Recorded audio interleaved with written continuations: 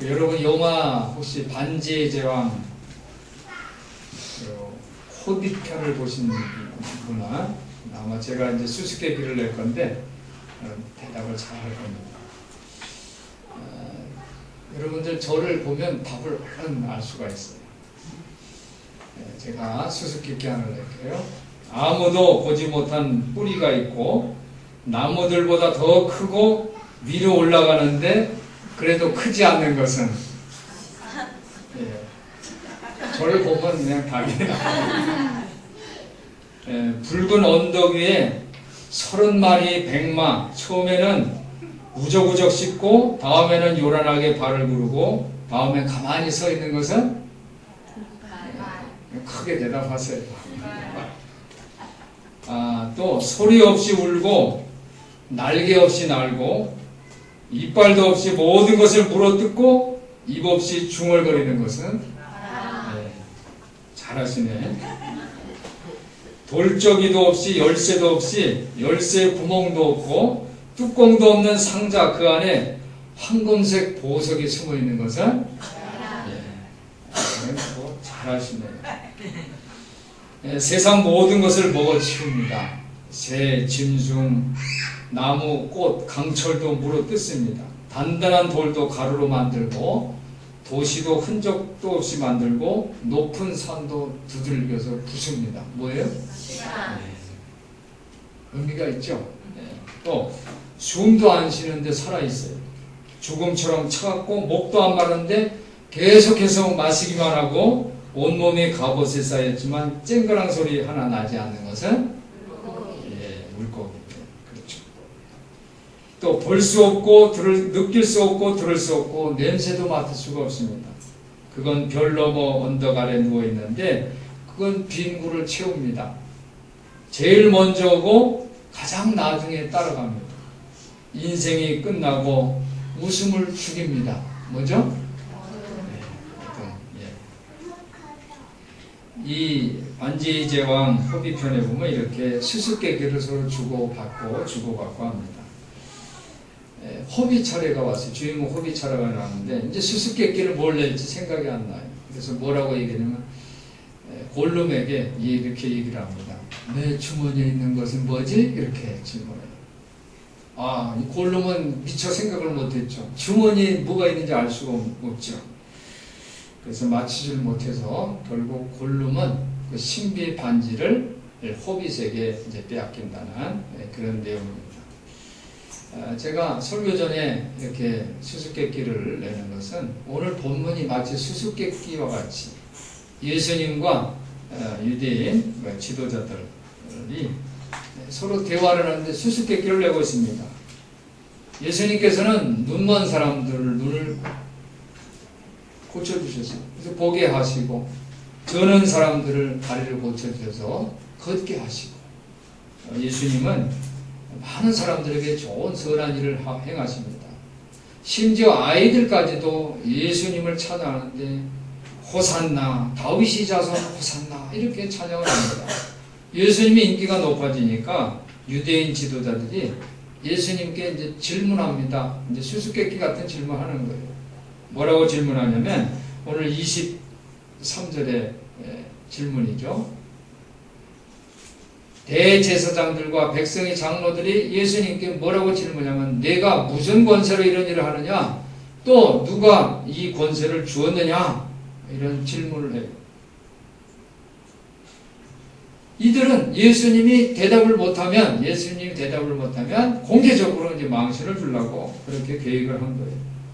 그랬더니 예수님이 대답을 하는 대신에 다시 또 수수께끼 같은 질문을 하죠. 뭐라고 질문하냐면 24절에 나도 한 말을 너에게 물으리니 너희가 대답을 하면 나도 무슨 권세로 이런 일을 하는지 이럴 것이다 하면서 25절에 요한의 세례가 하늘로서 온 거냐 아니면 사람으로서 온 거냐 이렇게 질문을 해요. 이 종교 지도자들은 이 수수께끼 같은 질문이 무슨 내용인지를 알았어요.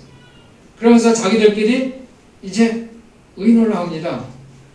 하늘로서 왔다고 하면은 왜 요한을 믿지 않았느냐라고 말할 것이고 사람에게서 왔다 하면은 그러면 군중들이 세례요한을 존경하고 따르니까 군중들이 무섭다. 그러니까 대답을 이쪽을 택하자니 그렇고 저쪽을 택하자니 지금 진퇴양난에 빠졌어요. 그래서 저들에게 선택을 이제 하는데 하나님을 거부하면은 종교 지도자로서의 뿌리를 근본부터 잊어버릴 것이고, 그리고 왜냐하면 자기들은 틈만 나면 우리는 하나님을 따르고 있다 이렇게 얘기를 했거든요.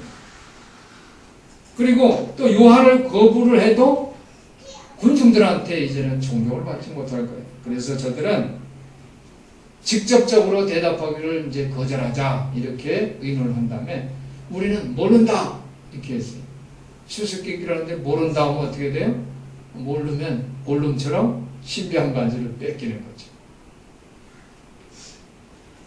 모른다 이렇게 대답을 했어요. 그러니까 예수님도 바로 대답을 합니다. 나도 무슨 권한으로 27절에 보니까 나도 무슨 권한으로 이런 일을 하는지 너에게 이르지 아니하리라 이런 대답을 해주십니다. 그러면서 저들이 대답을 하지 않으면 이제 그 수수께끼 질문이 이제 끝나잖아요. 예수님이 다시 한번 수수께끼 같은 질문을 하죠. 너가 한번 생각해봐라. 너의 생각에는 어떠하느냐 하면서 28절에 한 사람이 두 아들이 있는데 라는 두 아들의 비유를 이제 합니다. 28절에 그 두 아들이 아버지가 맏아들에게 얘기를 하죠. 얘야 오늘 포도원에 가서 일 좀 해라. 그 맏아들은 뭐라고 대답은 예 하고 대답을 했어요. 대답을 하고 나서는 포도원에 가지를 않았어요. 대답을 했는데. 그런데 둘째 아들에게 또 이제 아버지가 얘기를 합니다. 예, 포도원에 가서 너 오늘 일 좀 할래? 했더니 둘째 아들은 좀 성격이 좋지가 않아요. 둘째 아들은 늘 말썽만 피우고 또 성질이 반항적인 기질이 있기 때문에 이렇게 대답을 합니다. 싫어요. 그래서 아버지 앞에서 싫어요. 나 일하기 싫어요. 나 오늘 포도원에 안 갈 거예요. 이렇게 아버지 마음을 그냥 아프게 했어요. 그러고서 나서 좀 시간이 지난 다음에 둘째 아들이 혼자 생각하는 시간을 가졌어요. 생각하니까 자기가 아버지에게 잘못 말한 것 같아요. 그래서 포도원에 가서 일을 했다는 거예요. 예수님은 이 이야기를 그 종교 지도자들에게 들려주면서 누가 아버지의 뜻을 행했느냐라는 질문을 합니다. 그랬더니 이 종교 지도자들이 그때는 서로 의논하지 않고 이거는 쉽다. 이 수수께끼는 쉬워. 그러면서 얼른 뭐라고 했냐면 둘째 아들이죠 라고 대답을 한 거예요. 근데 종교 지도자들은 이 말이 자기하고 상관되는 말인지를 모르는 거예요. 그냥 남의 얘기인 줄 알고 대답을 했어요. 예수님께서 바로 말씀하시죠. 31절에 예수님이 내가 진실로 너에게 이르노니 세리들과 창기들이 너희보다 먼저 하나님 나라에 들어가리라. 32절 요한이 의도로 너희에게 왔거늘 너희는 저를 믿지 아니하였으되 세리와 창기는 믿었으며 너희는 이것을 보고도 종신 이웃처 믿지 아니하였도다. 즉 세리와 창기는 둘째 아들처럼 좀 반항적이고 좀 말썽을 피웠지만 나중에 뉘우치고 포도원 가서 일해. 둘째 아들과 같다는 거예요. 근데 너희들은 하나님을 믿는다고 하면서 예 하고 우리는 하나님 일을 열심히 할게 해놓고서 실제로는 포도원 가서 일을 하지 않았다는 거예요. 그런 내용을 예수님께서는 바로 지적을 해주십니다. 예수님은 이렇게 말씀합니다. 세례 요한은 예언자보다도 훌륭한 사람이다. 만일 종교 지도자들이 눈과 귀가 열렸다면 요한이 하나님의 예언자라는 사실을 인식했어야 알아야 마땅했다는 것이죠. 그런데 세례 요한을 인정하기를 꺼려해서 예수님의 권위도 하나님께로부터 왔다는 것을 알 수 있었음에도 불구하고 예수님의 권위를 떨어뜨리려는 그러한 질문을 했다는 것이죠. 오늘 이 이야기, 두 아들의 이야기는 모두 아버지의 말을 순수하게 듣지 않았어요. 맏아들도 이해했지만은 실제로 포도원 가서 일을 하지 않았고, 또 둘째 아들은 나중에 뉘우쳤지만 처음에는 싫어요 라고 불순종했던 거죠. 둘 다 아버지 말을 순하게 듣지 않은 아들이었어요. 모두 잘못을 저지르고 있지만은, 그러나 예수님께서 말씀하시는 그 의미는 둘째 아들은 뉘우쳤다는 거예요. 자기 잘못을 뉘우치고 그리고 포도원 가서 일을 했다는 거예요. 어쩌면 예수님은 우리가 불평하고 우리가 저하는 것도 예수님은 다 받아주시는 것 같아요. 겉으로는 반항하지만 뒤에는 순종하는 이 둘째 아들을 예수님은 보고 계시는 것을 우리 성도들이 기억하시기를 바랍니다. 둘째 아들은 마치 세리와 창녀처럼 자신을 회개하고 하나님 나라를 향하고 가고 있는 거예요. 그러나 맏아들은 말로만 순종했어요. 실질적으로는 하나님 나라와는 관계가 없어요. 사랑하는 성도 여러분, 우리가 믿음은요, 순종은 말로만 하는 거예요. 실질적으로 실천하는 거예요. 우리 크리스천들은 신앙의 길이 말로만 믿습니다. 주요. 하나님의 말씀은 꿀맛 같습니다. 이렇게 말로만 하는 것이 아니라는 거예요. 실제로 우리가 실천할 때, 우리가 포도원 가서 일을 할 때에 예수의 형태가 드러나는 것을 기억하시기를 바랍니다. 그래서 우리 성도들이 믿음의 길을 한 발 한 발 걸어가시기를 예수님의 이름으로 부탁을 드립니다. 지금까지는 내가 잘못된 길을 걸어왔다면 이제부터는 뉘우치고 돌아서서 영원한 생명의 길, 하나님 나라 천국의 길로 걸어가시는 우리 큰사랑교회 공동체가 되시기를 예수님의 이름으로 축원해 드립니다. 그럼 오늘 이제 믿음의 길은 그러면 어떻게 걸어야 할까? 믿음의 길. 출애굽기 18장에 보면요, 모세가 이스라엘 백성들을 이제 리더십을 발휘를 하는데 하루 종일 백성들의 문제를 상담을 해요. 그러니까 장인 이드로가 내가 하는 일은 지금 옳지 못하다, 선하지 못하다 이렇게 지적을 합니다.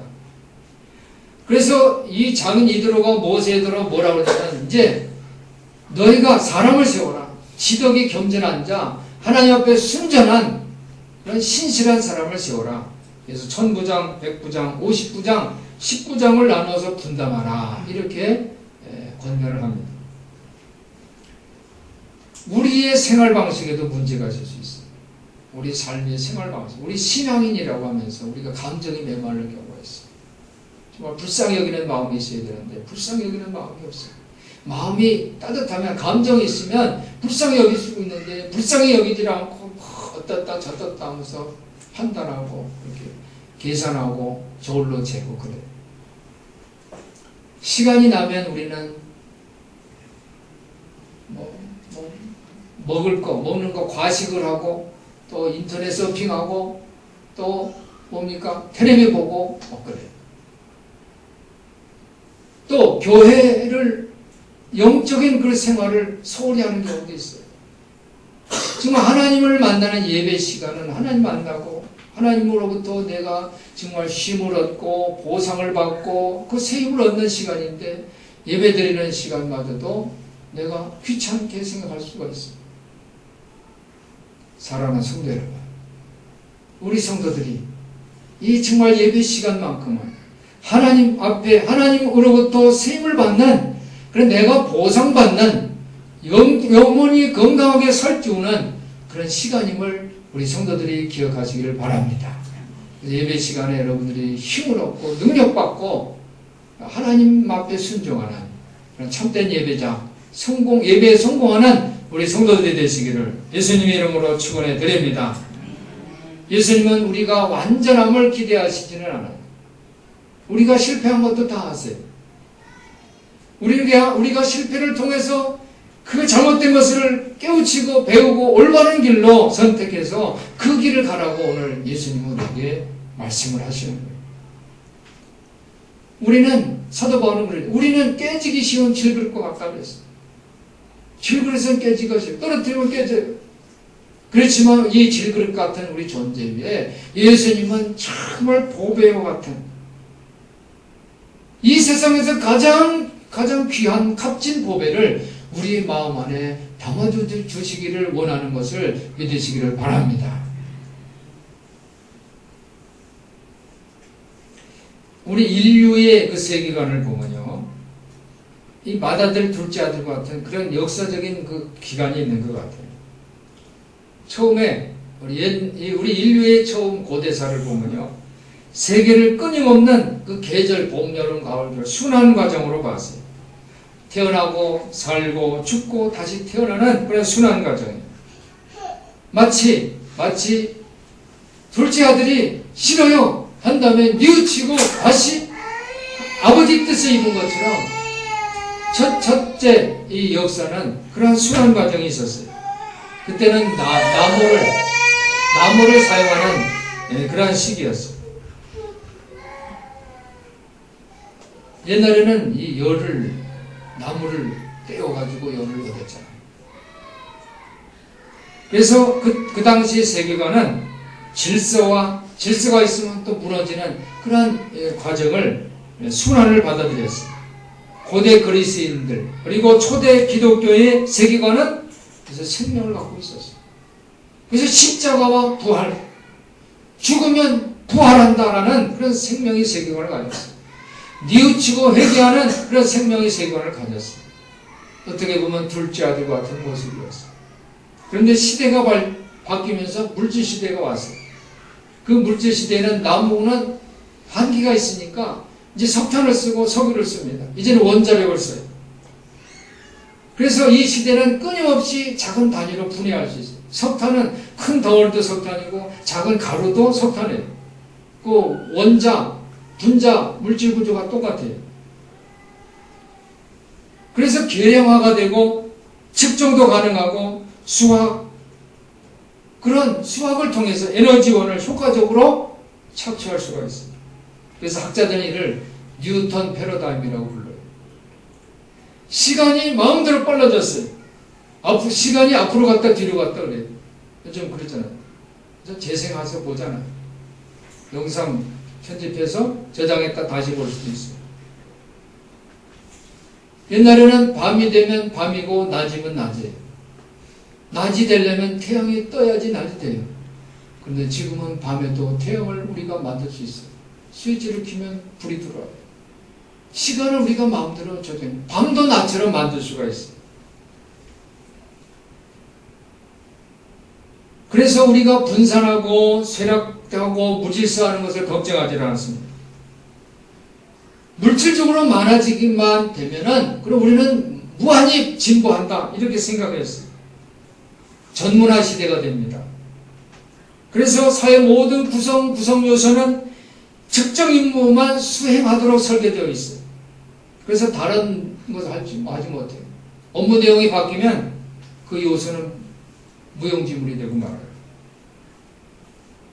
마치 맏아들과 같아요. 말로만 이해하는 거예요. 실질적으로는 행하지 않는 거예요.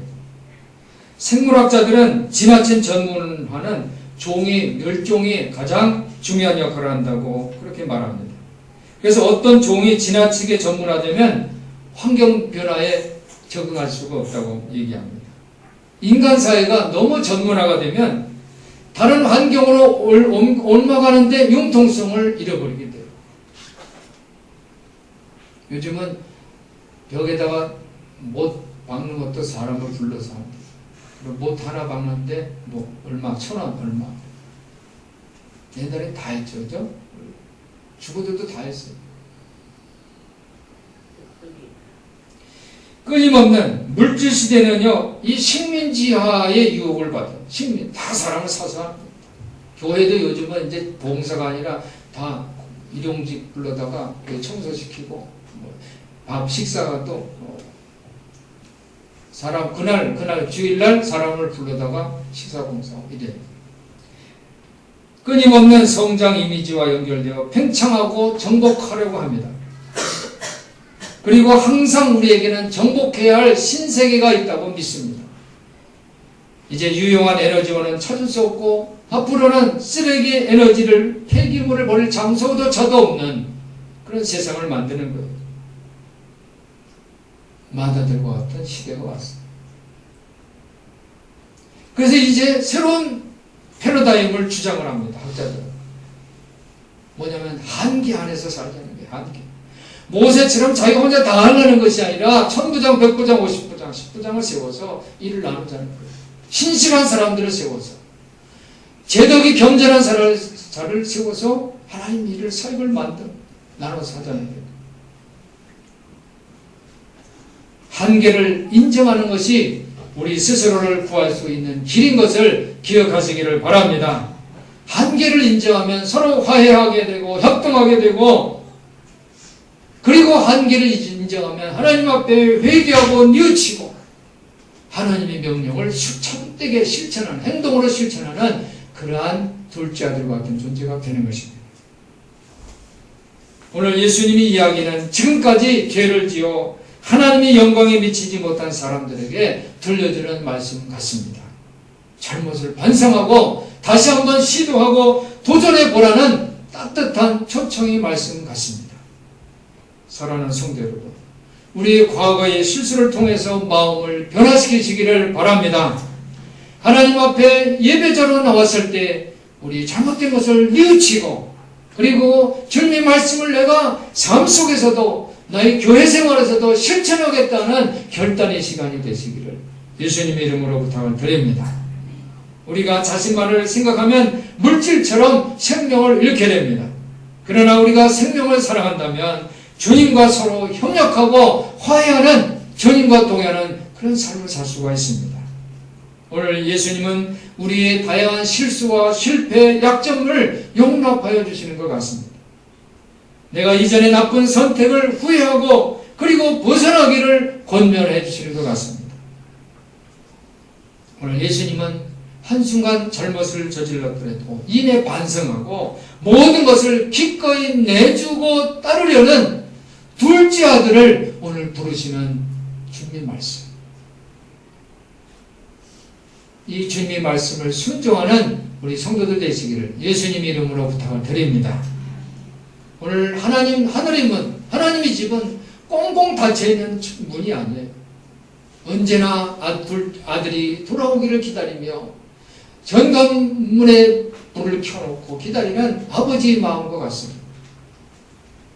집으로 돌아오라, 하나님의 음성에 네 하고 돌아오는 우리 성도들 되시기를 예수님 이름으로 부탁을 드립니다. 오늘 아버지 음성에 네 하고 실제로는 가지 않는 그러한 모습이 아니라 아버지 음성에 그동안 내가 잘못했던 것을 뉘우치고 아버지 품으로 돌아오는, 아버지 품에 안기는 우리 성도들 되시기를 예수님의 이름으로 부탁을 드립니다. 우리 성도들이 예수님의 질문에 하나님 앞에 영광 돌리고, 그리고 나는 한계 안에 있었다, 나는 잘못했다, 나는 부족하고 연약하고 마치 깨지기 쉬운 질그릇과 같은 존재다. 그러나 이러한 존재에 하나님께서는 이 세상에서 가장 값진 보배를 안에 담아주셨다라는 이 말씀을 깨닫고 하나님께 주제권을 드리고 생명을 살리는 복된 성도들 되시기를 예수님의 이름으로 축원해 드립니다. 기도하겠습니다. 하나님 아버지 감사합니다. 오늘 주님께서 우리에게 들려주신 이 귀한 말씀, 초청의 말씀을 우리 마음에 담고 우리 삶 자리에 실천할 수 있는 우리 모두 되게 하여 주시옵소서. 우리 주 예수 그리스도 이름으로 기도하옵나이다. 아멘.